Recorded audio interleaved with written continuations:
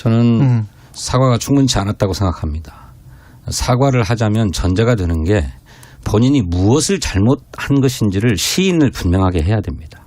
그리고 그 잘못한 것에 대해서 어떻게 책임지겠다라고 하는 것도 있어야죠.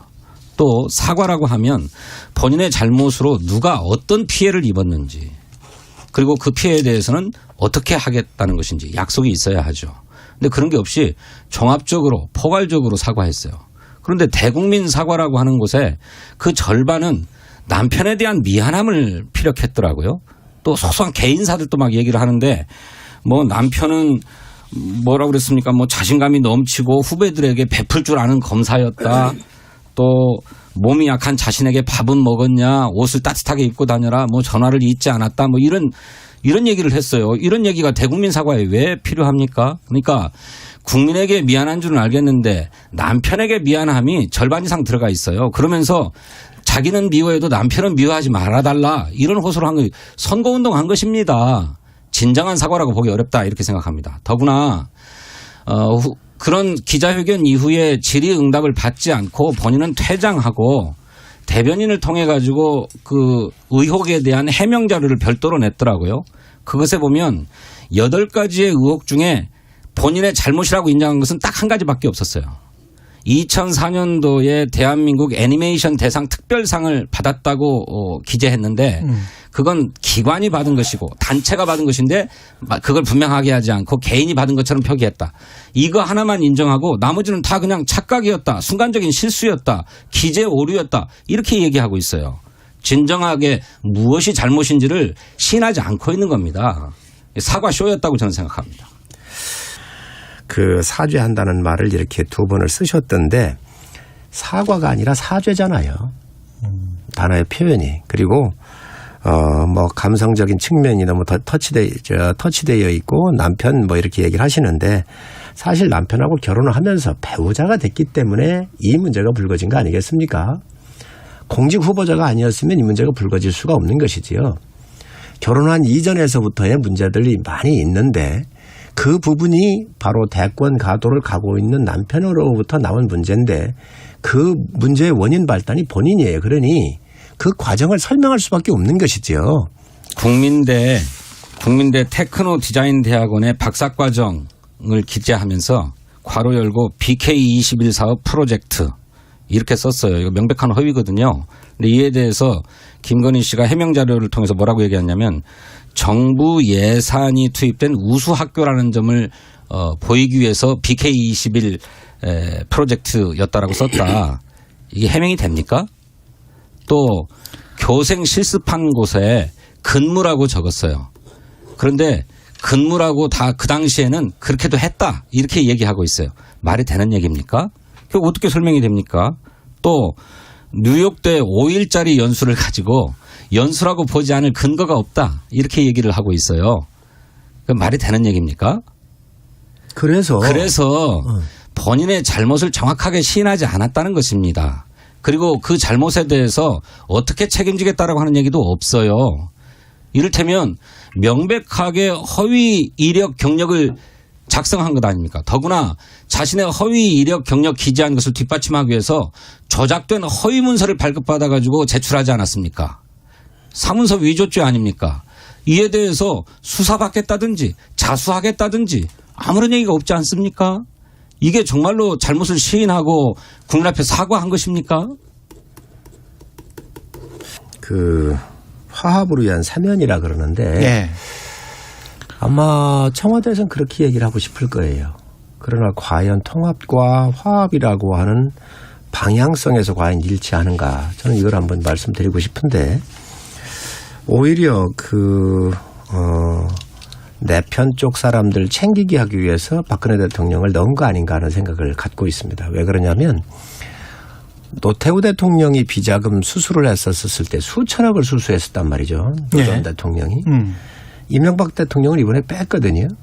네. 이번에 사면의 핵심은 두 대통령이에요. 뭐니 해도. 그렇죠. 반대 진영에 있기 때문에. 그런데 그걸 갈라치기 했거든요. 아, 그걸 갈라치기 했다? 그렇습니다. 그 또한 갈라치기를 했는데 그렇다고 한다면 통합과 화합이 이게 맞느냐라고 하는 말씀을 좀 드리고 싶고요. 우리 진 의원님 말씀 주시면 제가 또 다음에 말씀을 더 이어가겠습니다. 내 편 챙기기 위한 사면이었다. 네. 아니 뭐 박근혜 전 대통령이 사면 대상에 포함되었기 때문에 그게 이제 국민의 관심이 되고 있는 것은 사실입니다만은 그것이 아니라 민생 생계 사범과 일부 정치 사범들까지 다 포함해서 사면을 단행한 것이기 때문에 국민의 화합과 통합을 위한 사면이다라고 하는 규정은 맞는 얘기죠.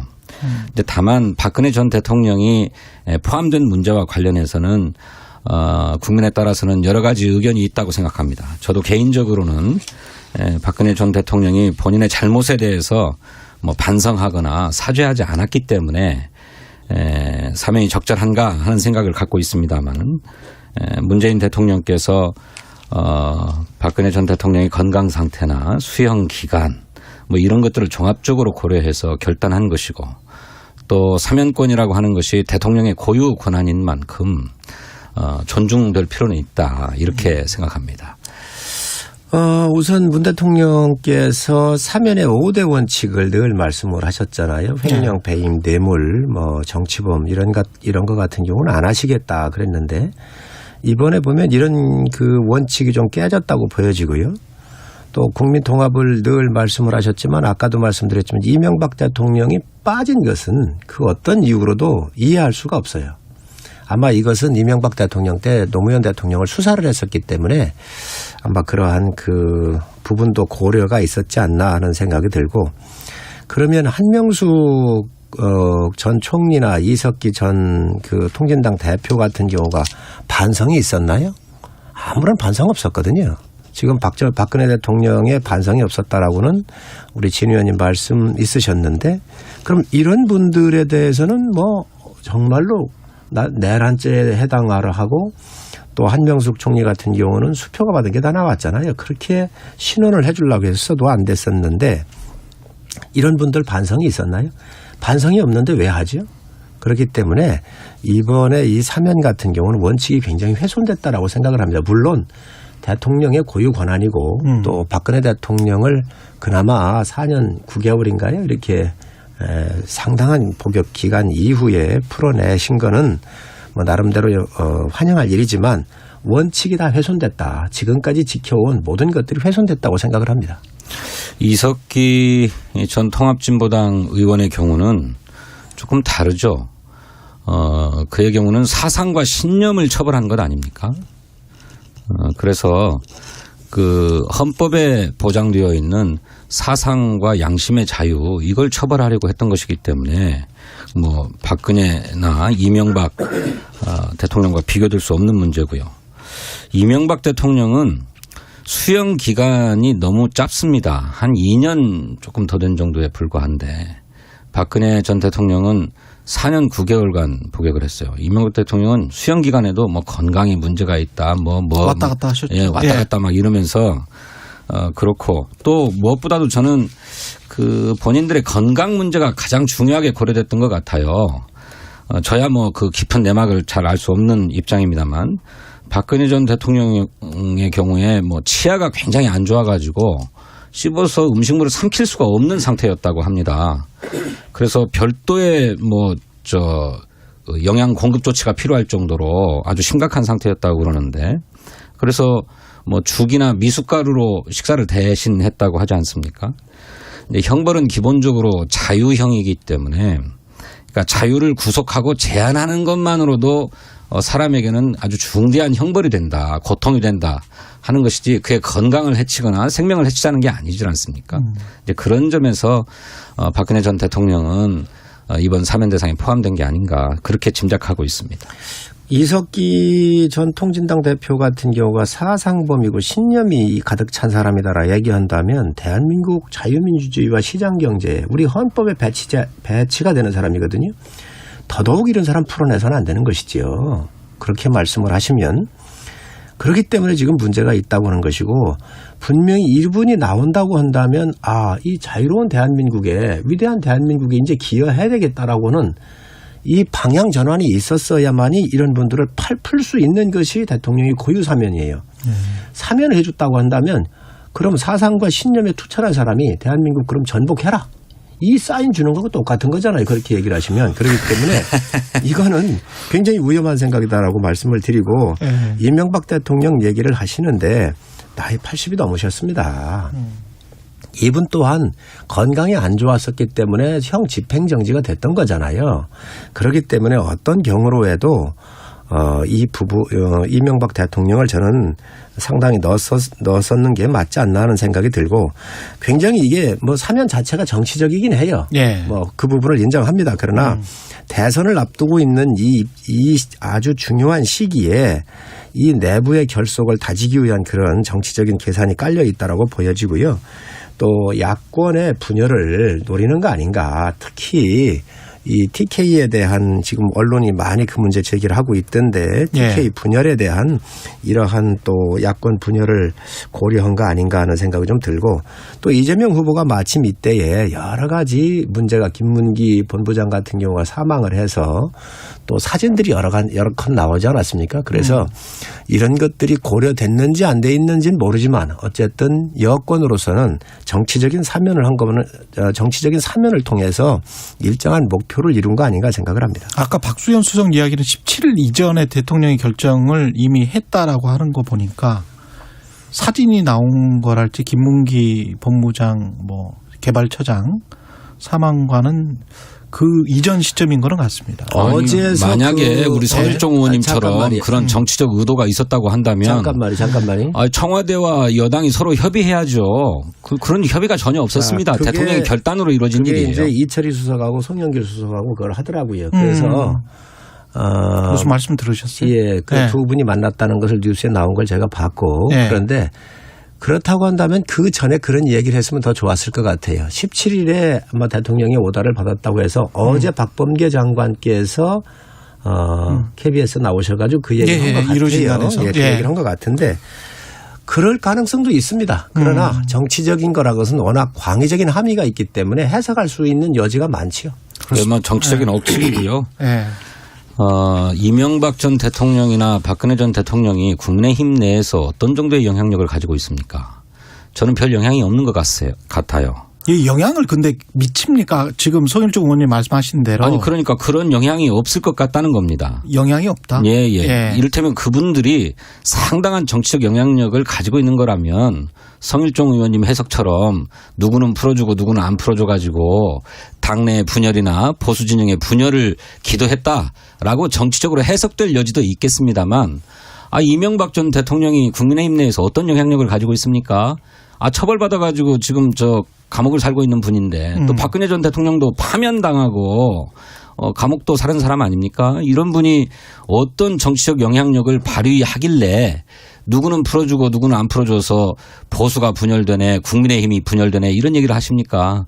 그거야말로 어불성설이라고 생각합니다. 아니 근데 박근혜 전 대통령이 내놓을 메시지 탄핵과 관련해서 그리고 탄핵의 당사자라고 할 수 있죠. 윤석열 후보에게 미치는 영향이 좀 단 1%라도 있다면 대통령 선거에 영향을 미칠 수가 있기 때문에 그런 말씀하시는 거 아니에요?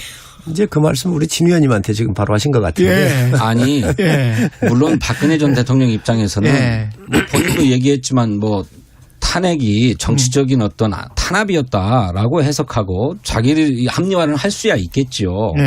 그런데 그 탄핵을 했던 장본인이 윤석열 후보가 아니잖아요. 탄핵 이후에 국정농단 등의 여러 잘못들을 수사해서 처벌한 검사 아닙니까?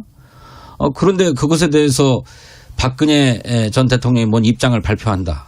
영향도 없을 뿐만 아니라 그런 얘기를 하는 것 자체가 바람직하지도 않아요. 박근혜 전 대통령이 도움이 안 됩니다.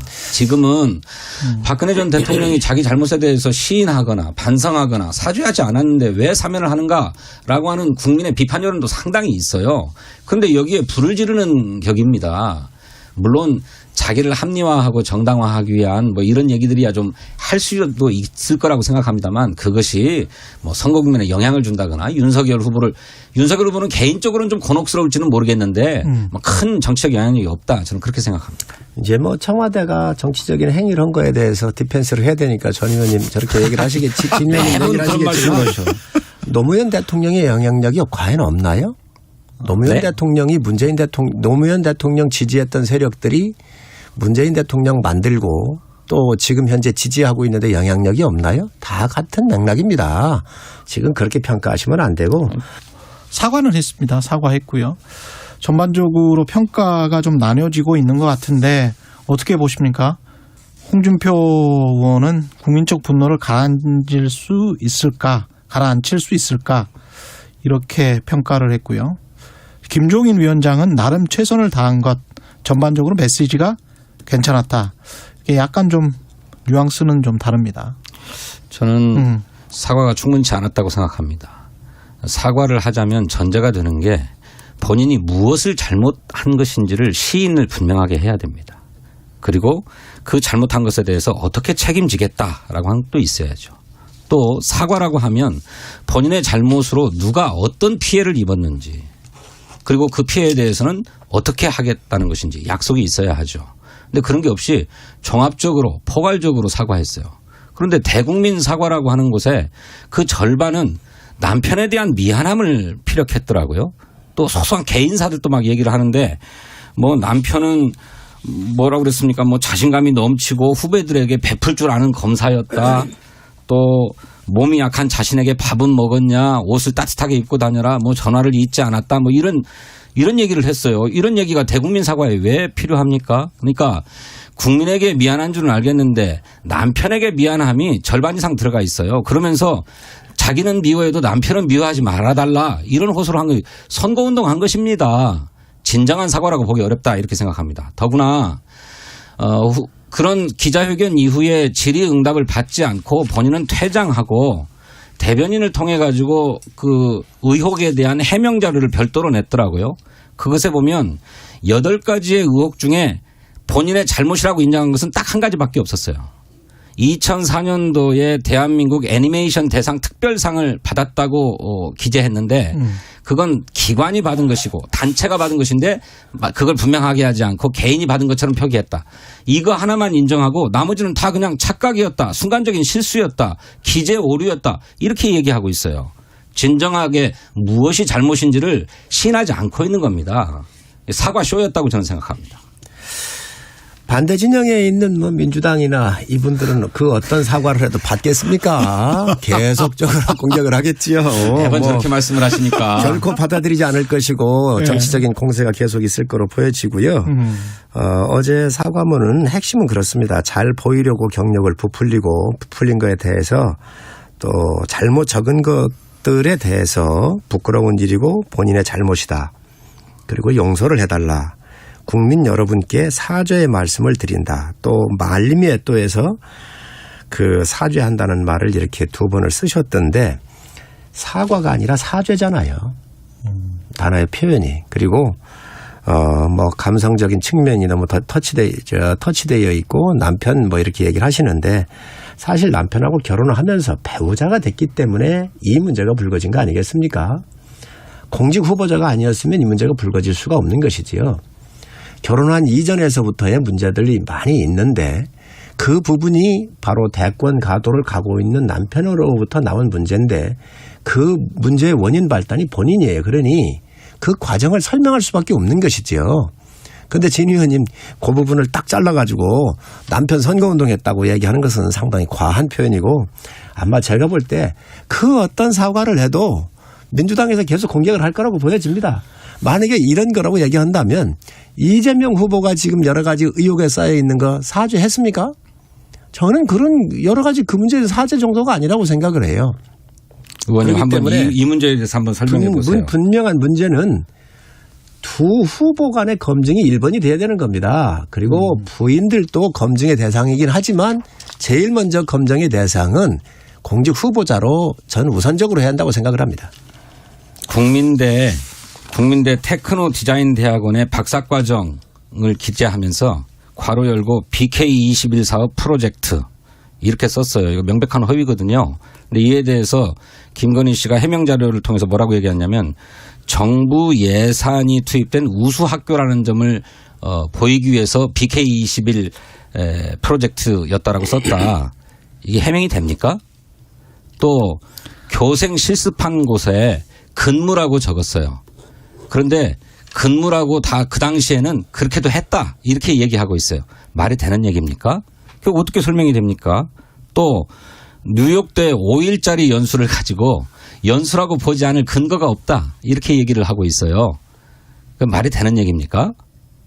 그래서 본인의 잘못을 정확하게 시인하지 않았다는 것입니다. 그리고 그 잘못에 대해서 어떻게 책임지겠다라고 하는 얘기도 없어요. 이를테면 명백하게 허위 이력 경력을 작성한 것 아닙니까? 더구나 자신의 허위 이력 경력 기재한 것을 뒷받침하기 위해서 조작된 허위 문서를 발급받아 가지고 제출하지 않았습니까?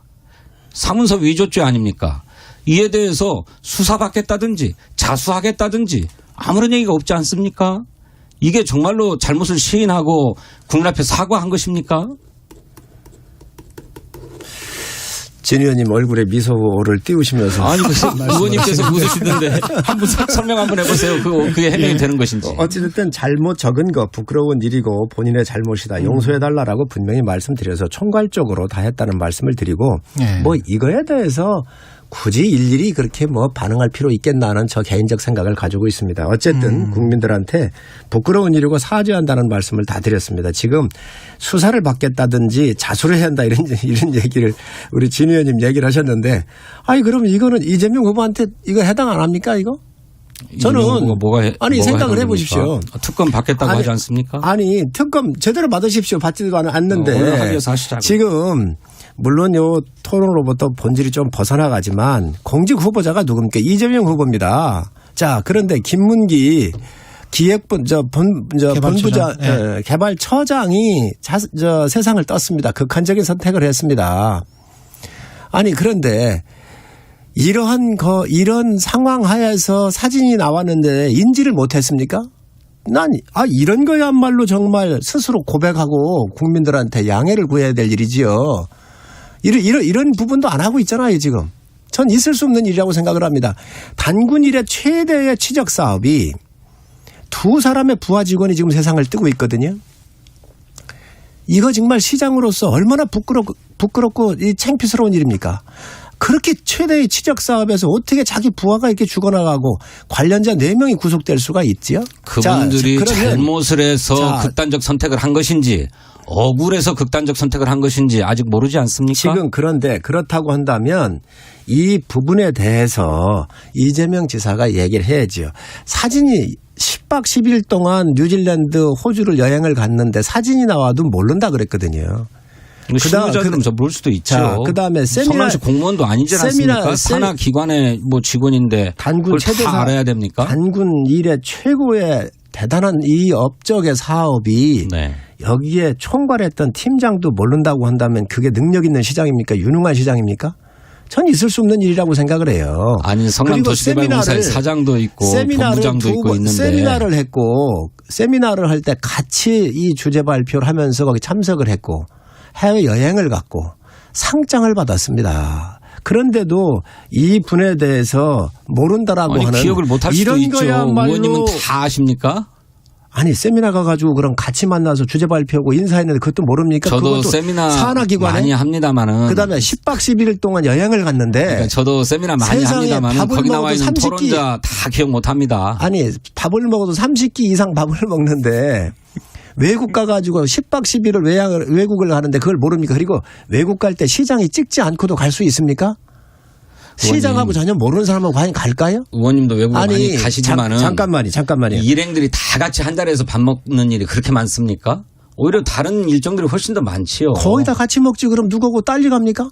그 실무자들은 또 다른 좌석에 앉기도 하고 한 자리에 앉지 않는 일도 많지 않습니까? 아니, 10명 그러니까 보고도 그런 것만 가지고서 무슨 기억을 했네 못했네 이렇게 얘기하시는 선거를 하면서 과한 말씀이죠. 선거를 하면서 그리고 설사 김문기를 알았다 한들 그게 뭐 그렇게 대단한 일입니까? 그 사람이 자살을 했지 않습니까? 아니, 그러니까 잘못을 해서 자살을 했는지 억울해서 자살을 했는지 모르는 것 아닙니까? 지금으로서는 억울해서 그런 선택을 했다라고 하는 것이 훨씬 더 설득력 있는 얘기입니다. 억울하든 어찌됐든 두 사람이 세상을 떴는데 이에 대한 총책임자가 시장입니다. 시장인데 아니 이런 거에 대해서 이 시장 후보가 성명 하나도 안 내고 모른다고 잡아떼기하는 그 공직 후보자를 놔두고 지금 현재 이 윤석열 후보 부인에 대해서 이 부분을 뭐 수사를 받아라, 자수를 해라, 이 공세라고 하는 것은 너무 과하다는 것이지요. 알겠습니다. 물론 사과한 거가 미흡하다고 비난을 할 수 있습니다. 반대 진영이고 또 여당이기 때문에 그럴 수는 있지만 자당 후보의 이러한 양심불량이 이렇게 지금 아니, 현재 다 김건희 씨가 드러났는데도 사과를 하지 않았습니까? 사과를 나와서 사과를 했으면 사과에 합당하게 하라는 거예요. 본인이 무엇을 잘못했는지를 깨끗하게 시인하고 그 잘못에 대해서 어떻게 책임지겠다는 것인지를 밝히라는 것입니다. 그것이 빠졌기 때문에 사과로서는 매우 미흡하고 불충분하다라고 하는 지적을 하는 거예요. 그거 할 수 있습니다. 그거에 대해서 그런데 충분히 난데없이 이재명 자, 후보 그런데 무슨 말씀을 수사를 하세요? 받고 자수를 하라고 이렇게 요구를 하는데 이런 거 요구하기 전에 자당의 후보의 문제가 많으니 이렇게 양심불량인 후보이니 그런 부분부터 먼저 얘기를 하시고 알겠습니다. 자수를 안 할 그리고 거면 예. 어떻게 책임질 것인지를 밝혀 주세요. 그리고 4분밖에 그 안 남아서 다른 부분들이 야당의 있어요. 후보를 공격을 하는 거죠. 예. 원점을 자꾸 다른 데로 끌고 가시니까. 예. 판세는 어떻게 보고 계시는지 참 궁금합니다. 지금 현재 골든클로스가 나왔다라는 그런 여론조사 결과도 있었는데 어떻게 보세요? 국민의힘 입장에서는 약간 지금 좀 위기감을 느끼고 있을 것도 같은데요. 그렇습니다. 위기감을 예. 느껴야죠. 당연히 느껴야죠. 아마 여당의 김건희 씨에 대한 여러 가지 공세를 하면서 중도층이 이 부분에 대해 상당히 우려했던 부분이 현실로 나타났다고 보여지고요. 예. 지금 상당히 뭐 엎치락뒤치락 하는데 골든크로스라는 거야. 여러 번 뭐 이런 그 산도 넘고 강도 건너야 되니까 이런 일들이 앞으로 몇 번씩은 더 일어날 것으로 예측을 하지만 분명한 것은 두 후보 간에 붙었다. 그리고 어떤 거는 뭐 그런 현상도 나타나고 하는데 저희가 또 정비를 하고 해서 다시 한번 또 이 상황을 타개할 방법을 찾아야 한다고 생각을 합니다. 이재명 후보의 지지율도 상승하고는 있습니다만 그 상승보다는 윤석열 후보 지지율의 하락이 훨씬 더 큰 것 같습니다. 그래서 이제 저희 이재명 후보 같은 경우는 뭐 골든 크로스라기보다는 윤석열 후보 입장에서 데드 크로스다 이런 표현도 쓰셨는데 김건희 씨의 허위 경력, 허위 이력 작성 문제도 크게 영향을 미쳤겠습니다만 후보 본인이 이 문제를 대하는 태도와 입장이 국민에게 큰 실망을 준 것 같습니다. 무엇보다도 공정과 정의를 가장 큰 출마 명분으로 삼았는데 그런 점에서 공정과 정의가 이중잣대다. 내로남불이다라고 하는 것이 확인되면서 윤석열 후보에 대한 기대가 꺾였던 것 같고요. 또 본인의 실책도 굉장히 큽니다. 전북대학교에 가서 대학생들과 간담회를 하면서 뭐 가난하고 못 배운 사람은 자유가 무엇인지 모르고 또 자유의 필요성도 느끼지 못한다. 이런 발언은 취지는 그들이 자유를 누릴 수 있도록 더 지원해야 된다라고 하는 것일지 몰라도 그 전에 모든 인간이 다 자유로운 존재이고 자유를 생명으로 하는 존재인데 못 배우고 가난한 사람은 자유의 필요성을 느끼지 못한다. 자유가 뭔지 모른다. 이런 인식을 가지고 있다라고 하는 것이 본인의 엘리트주의나 특권주의를 보여주는 것이라고 생각하고요. 또 주말에 있었던 3프로라고 하는 경제 유튜브에 나와서도 경제정책에 대해서 대단히 모호하고 추상적인 얘기로 일관하면서 경제적인 식견이나 정책이 준비가 안 돼 있구나라고 하는 것을 막바로 보여주었기 때문에 이런 일들이 나타났다고 생각합니다. 제가 예. 볼 때는 마지막으로. 이제 예. 민주당을 지지하면서 문재인 대통령을 지지하고 또 이재명 후보를 지지하고 있는 요 교집합의 비율이 36%에서 37, 8% 정도까지는 돼 보여요. 결코 흐트러지지 않는 것이죠. 이재명 지사가 요 박스권에는 갇혀 있어요. 지금 여러 가지 민주당의 공세에 의해서 저희 당 후보가 좀 빠진 건 사실입니다. 그러나 또 이게 다 민주당으로 갔느냐 그것만은 아니거든요. 일부는 안철수 후보한테도 갔고 중도로 남아있고 이렇기 때문에 앞으로 저희가 정비를 통해서 이 부분은 좀 저희는 충분히 복구할 수 있다. 이렇게 생각을 하고 3프로 이 TV에 나와서 두 가지만 말씀을 드리면 주가 5천 시대를 간다 그랬어요. 이재명 후보가. 그렇습니다. 네. 어떻게 5천 간다는 겁니까 지금 현재. 5천을 가려면 선진국 지수에 편입되지 않고는 불가능합니다. 그럼 선진국 지수에 편입을 하려면 이 선진 지수에 편입하는 조건이 역외 외환 시장이 있어야 돼요. 네. 이런 거 지금 믿습니까? 공매도 완전히 해야 되는 건데 이거 어떻게 할 겁니까? 정말 핵심은 빼놓고 국민들한테 허황된 꿈만 지금 하고 있다. 두 번째, 본인이 작전주에 참여했다고 그랬잖아요. 3배인가 4배인가 벌었다고 그랬지 않습니까? 이거 전 조사해야 한다고 생각을 해요. 알겠습니다. 윤석열 후보도 한국 주식시장이 코리아 디스카운트라고 해서 너무 저평가되어 있다라는 말씀하셨고 최고의 정치 국민의힘 성일종 의원, 더불어민주당 진성준 의원이었습니다. 고맙습니다.